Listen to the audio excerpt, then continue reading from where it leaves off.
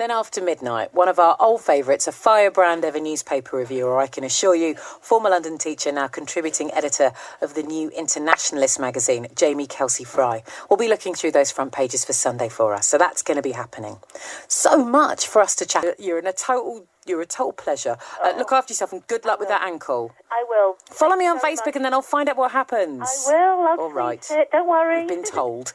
Bye, lovely. Oh, she's a good girl. Jackie and us. Oh, what a lovely girl. lady. Lovely Beautiful. Cool. Yeah. Kelsey Fry. Young Kath Melandri. Oh. What was your favourite event then at And the for the Olympics? young Kath Melandri, I love you a little bit more, Jamie. Favourite event? Well, look. At the Olympics? Well, look, I wasn't... I just didn't get round to being able to get the tickets to the Paralympics, and by the time I was trying, everyone realised it was the hot ticket, and my dates didn't work out. I was gutted. But then I sat with a friend in a bar and we went, we've just really missed the Paralympics, and the Olympics was so fantastic. I wish I'd played some part in it, seen something, gone and done something more than just watched it on the telly. And she said, oh, I know. We were looking at the closing ceremony, and I went, well, shall we look now? And we looked in the pub and literally booked the ticket on my smartphone in a pub with my friend for the closing ceremony. Amazing. Paid a fair bit of money.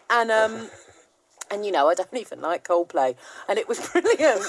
and they did go on a lot. But Sadia, producer, formerly of this parish, who used to look after me, loves Coldplay. And she's just looking at me going, you're not even going to appreciate it. Oh. But I did appreciate it, because there was nothing more spectacular than seeing that stadium in full pelt. It was amazing, yeah, absolutely. Breathtaking. So I got to say, it's the Paralympic closing ceremony, because I was there and it was just immense. It really was. So that was my favourite. I was there for the my partner, me beloved. She did the graphics for the opening ceremony, so she was working on it for ages. And her brother was editing it, so he was on it for over a year. OMG! I know, but I couldn't say anything about it when I was coming in here, you know, because I'd been to see it. I knew the whole story, everything, you know. Oh, I'm glad you didn't know, because you know, one thing that was I've been breathtaking. trying to say this is, you know, it was brilliant that so many people were working on it, and it was kept secret. It was really lovely. And on one of the practice runs, you know, the biggest practice run, Danny Ball said, look, I don't mind all of you filming it, but just let's keep it secret. Don't tweet it out. Don't send a big secret. And everyone did, which is grand. But really early on, someone had leaked some details. The NHS thing got a really big coverage. What did? The NHS part of the ceremony. I know. I want to talk about that later, without a doubt. That was a huge part of it. But, someone had leaked some of the details, and they put it out in one of the tabloids, and they said, yes, and also, the Queen's going to jump out of a helicopter, and everyone's going, this person's making it up. This person's making it up, you know, because they'll say, no, that's completely unlikely, that's not going to happen, because it did. But yeah, I thought the opening ceremony was, you get very emotional about it, you know, because it was he did something that was absolutely extraordinary. He told an amazing story. And, the NHS thing was fantastic. The fact that Danny Ball has turned down his knighthood in such a gentle way for such a clear, great reason is brilliant. He sided on the side of the people who are suffering under so much cuts at the moment. And he said, you know, that's why the NHS was being celebrated in there. And I don't feel like I deserve to accept a knighthood, and in a way it would be turning my back on that fight, which is so strong and so important to go on. I mean, that guy's now free to make his opinions well known, and he's obviously not chasing after, you know, kind of celebrityhood and going down that red carpet life at all. The guy's made three major statements since the Olympic opening ceremony, and they've all been very political, and they've all been very much on, you know, save the NHS, fight the cuts, and all this kind of stuff, which has been brilliant. But the other part of the Olympics, all the events were amazing, but it was pretty amazing watching the Osborne event when he's being booed, because if you looked at the footage, there's at least 2.5 seconds when he thinks all that noise is actually wild applause and praise, and then it's sinking into his brain, actually, that people are booing him. You know, that's 80,000 people in that stadium. And then his face is trying to work out, well, how am I going to react to this? You know, and then he's sort of brushing it off. But it was an extraordinary thing to actually watch, because it's quite rare that, you know, the general population are actually able to just make a noise to show what they feel like. You know, it's not an erudite argument, or they're giving some passionate political kind of debating argument. They're just going, boo! We had our very own taste of what Colosseum life might have been like in Rome. thumbs down. Yeah, he got a full-on thumbs down. down. Interesting, so interesting. So, Jamie, just in case anyone's just joined us, by the way, it's almost, I can't believe it's almost 1 o'clock already on Sunday the 23rd of December. Merry Christmas, everybody. Yeah. I'm officially allowed to say it now. The march has begun. But, Jamie, of course, you're here because you've got interesting opinions and thoughts and definitely a perspective to share with us on these front pages. You're a contributing editor of the New Internationalist magazine. For anyone listening who doesn't know the kind of publication that is, could you give us a quick run through and then we'll get into these papers? It's 40 years old next year, and they're very, very well known for being completely erudite and prescient. Their research is extraordinarily detailed, and they basically cover stories, untold stories very often, about the fight for global justice and equality in the majority world. And they're brilliant. You know, everyone who's read it will subscribe straight away. So they're www.newint.org. But they are a legend. Thank you very much. Right, sir, you are here to do papers. Let's do that, shall we? So choose which front page you wish to begin with, and let's get stuck in. I think we're looking at The Independent, and it's just leading on from that fantastic ladies' lounge that just happened, actually. The front page of The Independent on Sunday. Fancy a pay rise, guys, then get yourself one of these. And there's a picture of a baby. And I mean, literally, I have picked a bonny child as well. There's a little cutie there, yeah. Totally. Fathers earn almost 1/5 more than childless men, new research shows. But it's the bit underneath that I think is very interesting. But, of course, it's the opposite for women who lose out massively once they become mothers. Ah. Now, we only, for your listeners, that we only actually talk about the front page itself. So, you know, it's an exclusive report, page 4 and 5. But it sounds like a very interesting piece of research that they've done there. I'd like to find out more about it. Definitely fascinating. Yeah. It'll be fascinating to find out.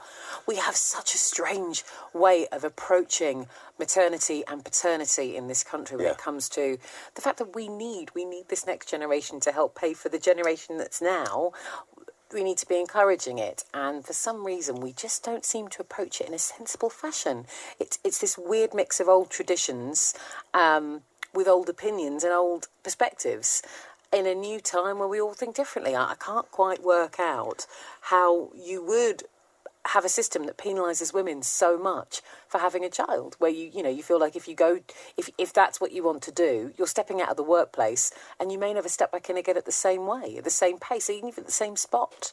I'm fascinated, and that's definitely a story I'll be picking up for this Sunday. I think you touched on something incredibly important there, which is not that you always don't, but yes, I think we're entering a very interesting time. Maybe the mind thing, you were talking about this earlier, maybe the mind thing has a little bit of a resonance with the reality, because it's becoming much more the veil of illusion of the traditional way that we're meant to be living.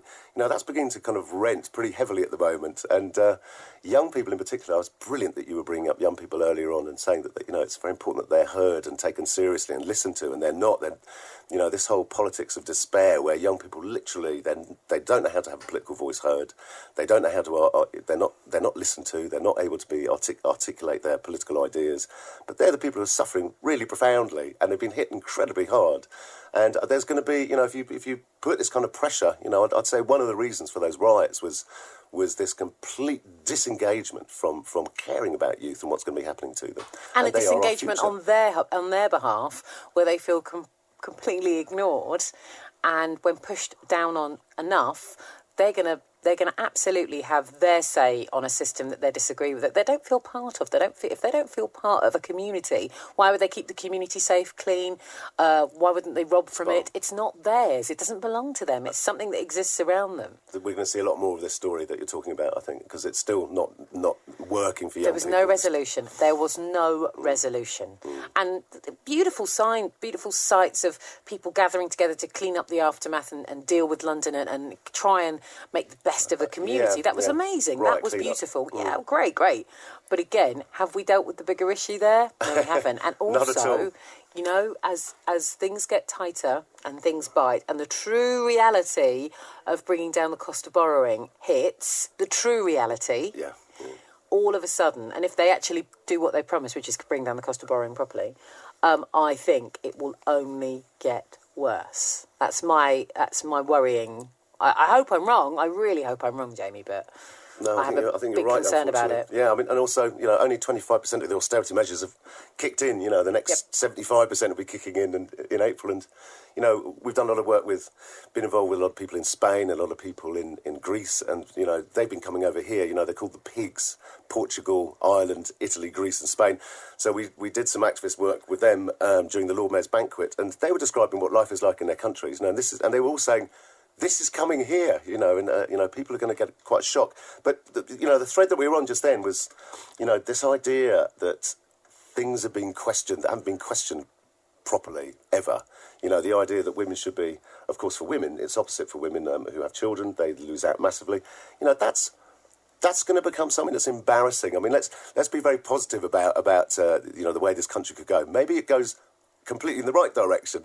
Let's say let's dream about 3 years down the line, and actually things work out brilliantly. If we get to that 3 years down the line, we'll look back on these times and go, God, how embarrassing. So many things were embarrassing that we just went, okay, why didn't we question this before? This whole, massive thing at the moment, obviously, is why on earth are people suffering under these cuts so profoundly? And there's all these stories continually of these, sophisticated but legal tax avoidance systems where there's just billions being thrown away, taken away from our country. One of the stories that would stick out for me from this year was when, I think it was the Tax Justice Network, they pointed out the fact that, there's £32 trillion salted away in the Canaries by private individuals. Can anyone who's listening to this just imagine what that would do to not just this country, but to the world. And the worst thing... What is that about? So if we get through this, we will look back and go, what on earth were we thinking while we were all, so many people in the majority world suffering so profoundly, not only in this country, but in the majority world as well, while some individuals had more money that you could spend if you live for 1,000 years. 2% of our society, or 1% of our society, had more money than they could have spent in a million lifetimes. I know, and it's just embarrassing. Hopefully we'll get to that brilliant 3 years in the future where we look back and go, good Lord, what were we thinking of? Thank goodness it's turned out all right. And let me make something clear. When Jamie referred to our conversation about the Mayans earlier, it wasn't that we were suggesting that the world did end. It was more the fact that some of the perspectives on the whole Mayan prophecy was that this was a new era beginning rather than the old era being destroyed into dust, although people did take it quite literally. Let's get back to these papers. We've got a bit more travel to come, so I'm going to... let's get on the front page in if we can. Yes, please. Yeah, OK, so just quickly on the Mail, for the front page of the Mail on Sunday, revealed policeman behind the pleb row. So I'm not going to go on loads about the pleb row because everyone's probably sick of it by now, but they've got the exclusive photograph of this policeman who's involved in it, and everyone probably knows by now that allegedly there's an email that was faked. It was made to look like it was one of the bystanders, but actually it was a police officer who'd written it, allegedly. This was a conversation in a documentary programme made about this. These allegations were put forward and they're being, at the moment, investigated by the Met themselves. And the government say that they too will be looking into the reality of the situation. You're completely right. This is a story that was covered a great deal. Yes, Jamie. Absolutely. I mean, the point I was going to make on it was the same week that Plebgate happened, there was this fantastic activist group called not the Interrupters, I think they're called the Invaders, or what do you call it when you go to a party and you kind of bunk in and you're not meant to be? So gate crashers or something. Oh, the gate crashers, yes. So basically this group, so they're all, quite a lot of the activists are sort of like, have been really highly educated so they can easily slip in, playing aristocrats. And they'd gone to this special kind of posh hobnob party for one of the guys who was working for FSA who'd retired. I think his name's Hartnett. And it was like a pat on the back for him. And the Interrupters, or whoever they are, they came in and interrupted it and gave their own prize because, they were claiming that, in fact, the FSA and there's been so many fixes with tax sweetener deals and letting corporations off paying only a couple of million when they should be paying 100 million. So they kind of invaded the party and they gave their own award for, really outstandingly dark, rubbish practice. And it's all filmed, and they were being thrown out eventually. And the language that was being used by the people that's throwing them out was fantastic. One guy was saying, set the dogs on them, You know, so whether this kind of whatever the turns out with this story about what Mitchell had said or not, you know, I think it's really unlikely that all the members in the cabinet, and I've got nothing against the Tories that I haven't got against the Labour Party. I think that they're all not really fitting with this ideal world that we might be going towards. But I really think it's unlikely that the cabinet people are sitting around talking, using language that's completely fair and balanced, and it's not racist and it's not derogatory in any way. I think that actually this kind of language is really common. Whether this gentleman, Mitchell, used that language at that time or not, I think that kind of way of looking at the plebs, at the chattel, I think that kind of language is actually really normal, I'm afraid to say. It's really unfortunate, but it's the reality. I went to a sort of Harry Potter school, you know, when I was younger. That was the one thing that my dad put money into, was sending us to a Harry Potter boarding school kind of thing. And I know, and I don't live in that life, in that world at all anymore, but those people who I went to school with, I know the kind of language that they use. I know the positions, the kind of jobs that they're in. And it's, you know, a lot of people say that, you know, what's awful about state education is you're just taught to end up as being slaves to a great deal. That's what a lot of people's argument is. And I think that a lot of people, it's a very rarely said point, but I think it's true because I went there. What people don't realise is when you go to those kind of really expensive schools, you're taught to think that it's okay to treat people like slaves. That's what's interesting. You're taught not to challenge that privilege. And I think that's a lot of warping on someone's natural being to do that. But I went to school with a lot of young people who are like that, who would continue to live like that, thinking, yes, I deserve this privilege. I'm more important than the rest of the people. So, Jamie, I must ask you then, what changed for you? Okay, well, my dad, my dad was a very famous doctor, and he never did private practice as a matter of principle. So all his mates did, you know, so a lot of doctors, when they get to a certain level, they can have a Harley Street practice or whatever. But he was really, personally for him, he was against that idea.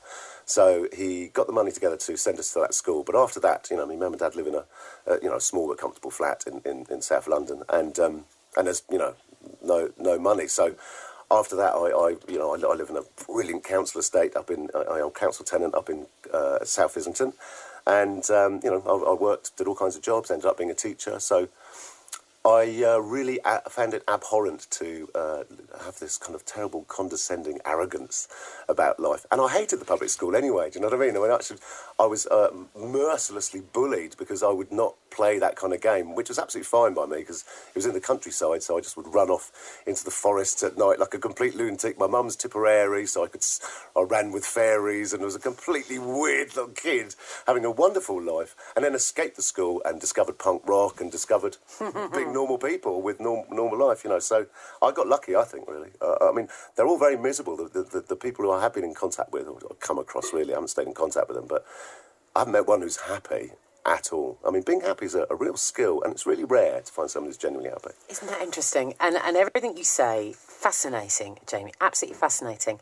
And from what you've just said, and it makes perfect sense, but that sense of entitlement, that sense of privilege, I just never thought about it in enough detail to realise at school it's not just your family saying, well, you deserve to be here because of the breeding you have. It's the school saying, well, you're here, so quite clearly you are the elite. An interesting conversation was had in the studio with Shaima Pereira about her saying she wants educated people running the country, but I want to see a lovely breadth of representation in the House of Parliament. But anyway, I'd like to see wisdom being something that was counted as being useful for someone who's working in Parliament. Do you know what I mean? That'd be fascinating, wouldn't it? Yeah, it'd be pretty handy because there's a real lack of wisdom. There's a sort of sense of each government is just working for their time while they're in there, and there's, you know, clearly the way that we're not dealing with, you know, the problems of climate change that are happening in the near future just shows a lack of any wish to kind of allow for a better future for the other generations. It's just like, let's do this now, let's make lots of money and shore up, you know, having a high GDP and stuff like that. You know, it's proven really clearly that's got no connection to anyone being happy in a country. When they did a huge set of research in the 50s, basically right across the UK, are you happy? And 78% of people, yep. And they did the same thorough research about 8 years ago. Are you happy? and about 32% people said, yeah, And in the 50s, just after the war, things were pretty tough and pretty tight. But there was social cohesion. People cared about each other. There was social cohesion. Well, anyway, Jamie, I could talk about for the next hour. That's good. But stay where you are, because right now I need to hand it over to Steve Dabbs and get some travel. So Jamie Kelsey Fry is going to stick with me. We've got more of the front pages to go through to find out what's in your Christmas Sundays. But as I say, Steve, travel please. Listen, thank you. I wanted to find out what your highs and lows of the year had been. Yes.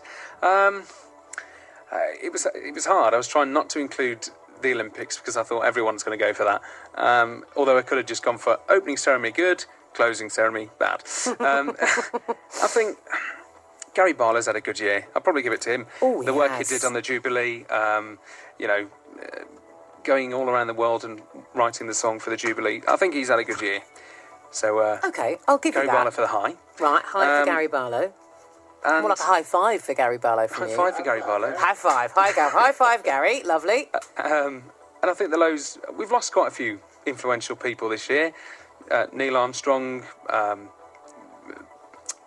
now I can't think. I did have it all planned out. Don't worry, Steve. Buzz Aldrin. No, he didn't, did he? Larry Hagman did. Robin Gibb. There's a massive list of pretty influential people that we lost this year. So that'd be my low. Okay. I think you have, as ever, Steve, beautifully put across your opinions. Can I say thank you for always being so good at A, giving travel, and B, being letting me quiz you about various topics every time I was on. I've talked about my underwear. I've talked about dinner parties. You really it's been have. fun. I've made you talk about it all, and you've never once said, I don't want to talk about that. No. So for that, It's Steve, been a I'm truly pleasure. grateful. Have you got a nice Christmas planned? I'm at work tomorrow and then I'm off Christmas Eve and Christmas Day, so relaxing mainly, I think, is the key Beautiful. this Christmas. Well, Steve, can I wish you a very, very merry one? And I'm pretty sure at some point in the new year we will speak. I hope we do. Yeah. It's been a pleasure. A joy. Steve, take care. Talk to you. Oh, I was about to say talk to you soon. Talk to you in on, all right? I will speak to you soon, I'm sure. Well, we'll follow each other on Twitter. BBC London 94.9. London's news. London stories. Kath Melandri. Oh, that was my first almost quite sad moment there. Saying goodbye to Steve. I didn't know how to say goodbye. But due to the world of social media, I don't really need to. I'll see you on Twitter. By the way, look, everybody, hello, Kath Melandri on your radio station for the next 55 minutes. The regular show on a Saturday with me ends because I'm handing it over. It's not boo, sad, but I'm handing it over to Nikki Beatty. Hooray, hooray! Who's a fabulous broadcaster who will look after you beautifully. So she'll be looking after Fridays, Saturdays and Sundays for the Late Show on BBC London 94.9. She's a wonderful woman. You will be entertained, looked after. This was her show before, so I was merely babysitting her show. That's how this worked. You're going to be missed, though, definitely. Oh, bless you, Jamie. That's the phone-ins. Everyone's incredibly kind, and I'm very grateful for the lovely thoughts. But I just want to make sure it's clear. I don't want anyone tuning in next week going, "Where's she gone?" I don't want to not tell you. Okay, it's all about information. Jamie Kelsey Fry is my esteemed paper reviewer, doing a fab job so far. I want to be a steamy paper reviewer. That'd be fantastic. You might need different front pages. Contributing editor for the New Internationalist magazine. So bring me more front pages, will you? Okay, well, let's always try and balance things out by being very serious and then also quite light. So if you hold these two together at the same time, the next two are the Sunday Express and the Daily Star. I found this brilliant. Right in the middle of the Sunday Express. I haven't got the Star, but I've got the Sunday Express. Okay. I'll just hold show it it to me. Yeah, okay. So the Sunday Express goes, Brucey, I'm not going to retire. That's Bruce Forsyth. Gotcha. I'm not going to retire. That's the Express for old people. Yes, and then the Daily Star goes, Brucey, I'm off. That's the Daily Star for the younger generation. But he's amazing. If you know, we're talking about that brilliant text you got earlier on about Johnny Ball. And, yes. You know, there's the clangers. Everybody out there of a certain age will remember the clangers. What about the generation game, you know, Brucey. And the cuddly... is the name of the game, and I want to play the game with you.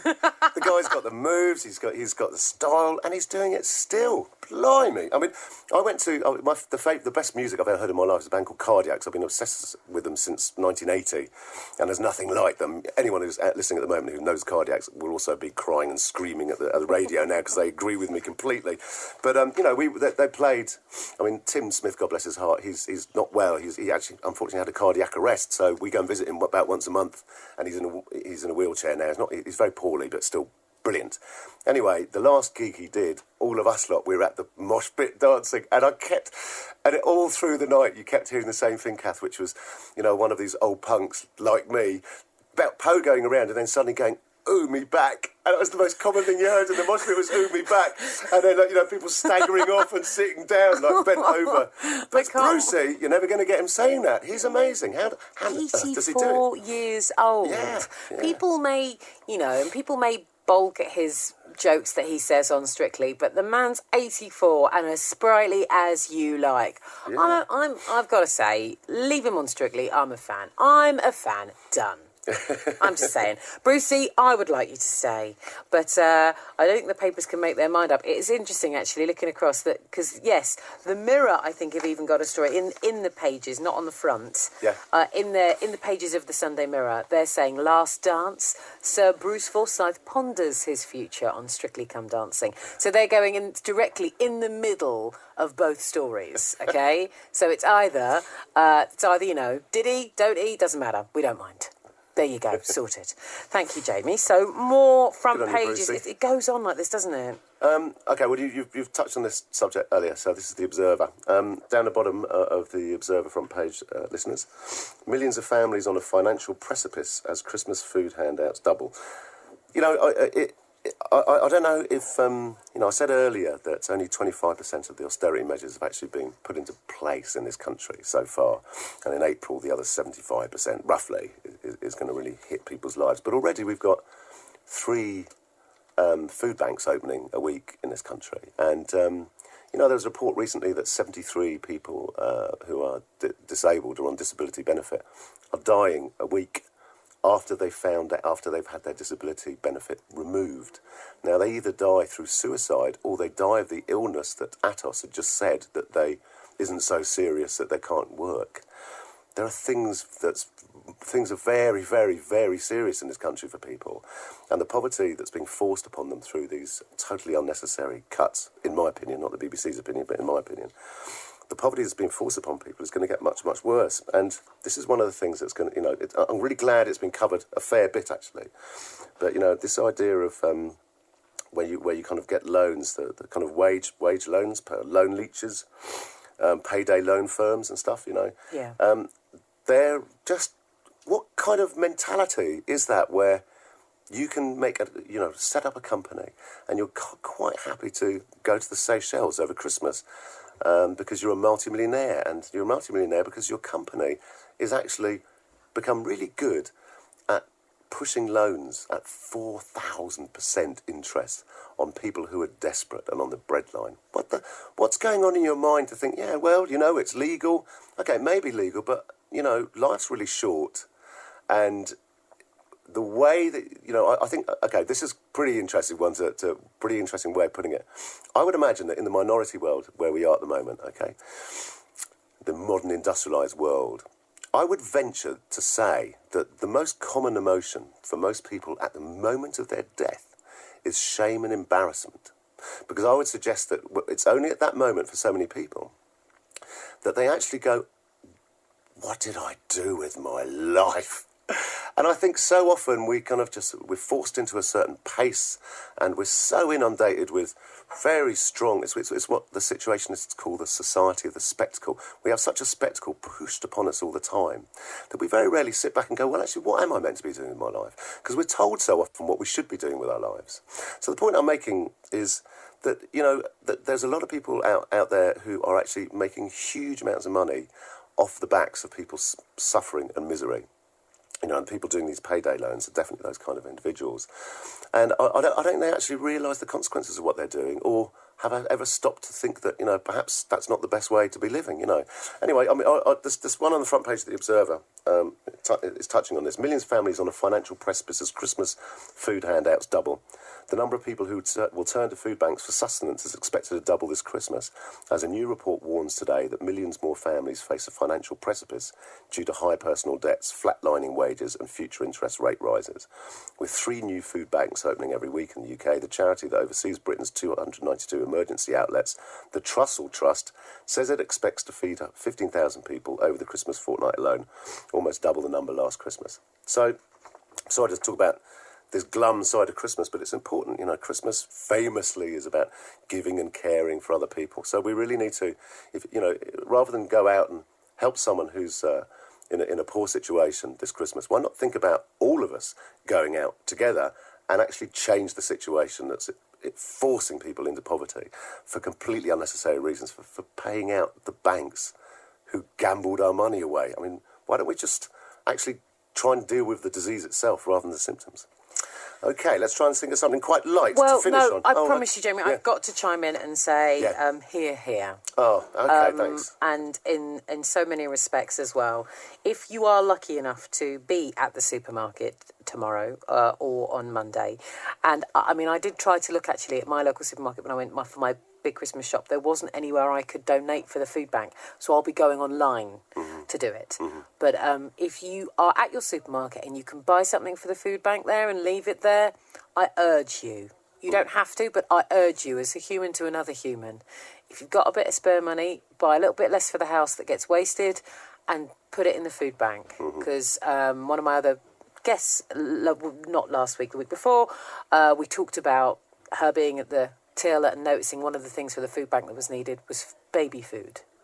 This is not a happy place that we're in at the moment. Absolutely. So in this non-recession Christmas, but growth ain't so great, why not? Why not, if you've got a bit of spare cash, maybe dump the sprouts or something on the list and give something to a food bank if you can. That's what I would say. I'm with you on that. I'd urge you to. I'd say I'm with you completely on that, but I do, strongly feel that we should be doing it at 2 levels. At that level, but also we should be organising ourselves to save the NHS. It's easy. This history's got a proud lineage of protest and demonstrations that have actually brought about serious change. And where is everybody? I never get that, Kath. As you know, I'm very involved in activism, and it seems extraordinary that the streets aren't filled with people wanting to save the NHS. The streets aren't filled with people wanting to back up groups like UK Uncut, for example, it's very obvious maths, isn't it? There's billions and billions and billions of pounds out there that are being avoided, being paid to this country through sophisticated tax avoidance. That's a disgrace. I think it's really interesting what you guys were saying earlier on about same-sex marriage, and it's almost as if the government's going, well, we've got to do something that looks positive. Let's allow same-sex marriage. Fine, that's brilliant. Of course you should, but why don't you do something that's really has an impact on the entire country and start reversing and changing the legislation that allows huge corporations to get away with paying no corporate tax at all into this country? That would change everything overnight. Okay, more stories, please. Stories. All right, well, we're down to The Sun. Only I just really like. I don't watch that much television. I'm like one of your guests earlier on. I use iPlayer, and look at certain things. But you're a download man as well, a catch-up guy. Absolutely, catch-up guy. Hey man, that's my new superhero name. Guy. It's catch-up guy, as opposed to ketchup guy, who's like really messy. So Lou did it. So apparently there's this fella called Lou who's just won the... he didn't quite win something in the Olympics, you see.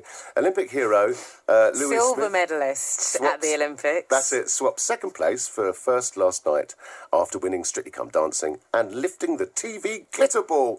I just want to know, is it actually a glitter ball, the prize? It literally is. Yeah, that's fantastic. Genuine glitter ball. It's mounted and they give it to him and they all work incredibly hard for this naff of naff prizes. Oh, it's kind of cool. But the accolade is wonderful because I got to say, he's... The only thing about this year Strictly, everyone keeps talking... I've been following it religiously. Oh, really? Right? Massive fan of it anyway. Love dancing. Yeah. And so it's been brilliant watching the programme and watching it unfold. And they've done a great job and they've had some compelling contestants who've really drawn me in. And I didn't get to watch tonight's, and I was going to try and put my fingers in my ears when the news came on. No, I would have spotted it. Yeah. But also I couldn't, you just can't in here. I need to know what the news is happening. But I got to tell you, it did seem like they'd gone beyond getting amateurs and getting people who are well suited to it. So, Lewis Smith, incredible. He was incredible. Brilliant. He is a gymnast. Yeah. Kimberly Walsh, also in the final.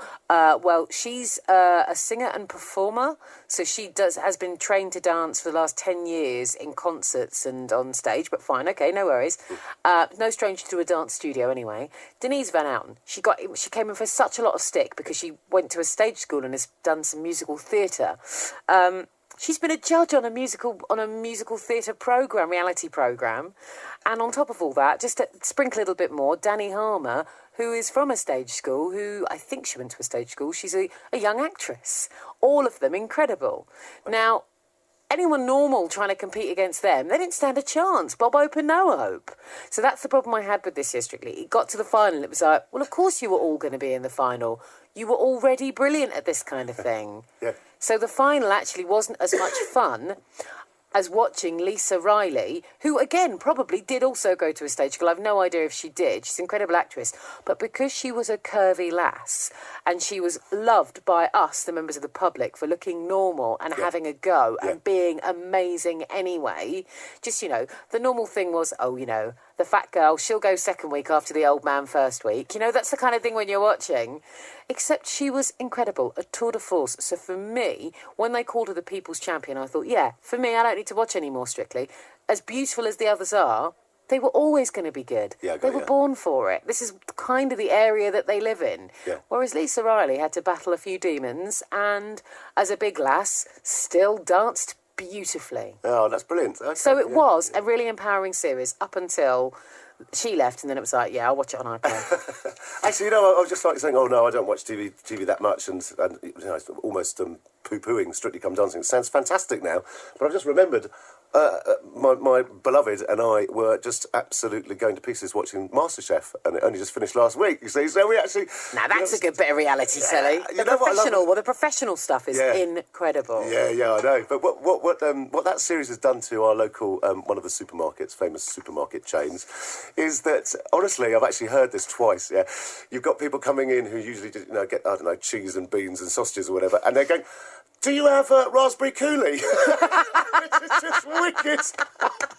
Oh, Jamie, that's incredible. Yeah, so sweet. Right, sir, shall we quickly do the freebie roundup? By the way, Kit in Hackney, stay on the line. I'm going to get to you ASAP. But great. We've got a freebie roundup to do, my final one on here for a little while. So let's enjoy it, shall we?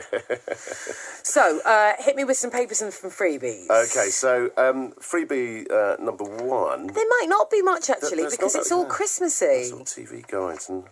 Oh, basically... TV guides, that's no good. Still can't find anything. Do you know what? Oh, there's a poster inside.